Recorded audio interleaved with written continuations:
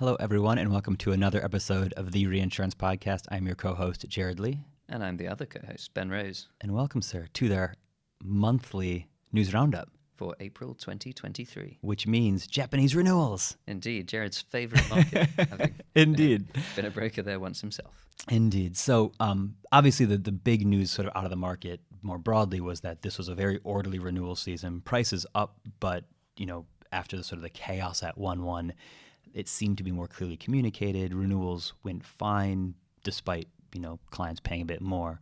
I think we saw loss-free stuff 15 to 25%. But then SCOR came out saying there's some growth as well, didn't they? So they had, 20% for Japan renewals. Yeah, and then a bit towards 40% if you're US, India, sort of more exposed areas. But I think we've known that the US is going to be a more challenging market for obvious. Yeah, I think the U.S. On the whole, what we're seeing, leveraged the soft market maybe more aggressively than other markets did, and that sort of backlash is being a bit more. Watch out, June and July. Significantly felt. Yeah, exactly.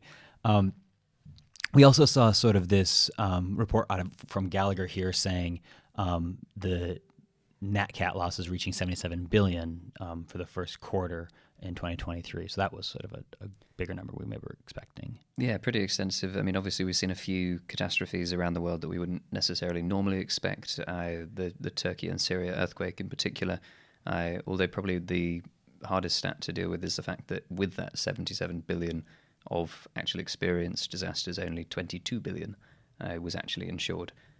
So again, a huge protection gap for the industry to continue working on. Yeah, we've talked about that in the past, and I think you're right. That delta is one that's continually watched and seeing where we can go as an industry. Exciting news from us as a Supercede team as we complete our expansion into Africa with our first client there being Hollard. So always fun to land in new geographies and continue to grow our global footprint there, but very big stuff for us. Indeed, and to celebrate, I have booked a holiday in Africa. And that concludes our news. Ben's holiday. Yeah. Will be a slideshow we're going to include. Yeah.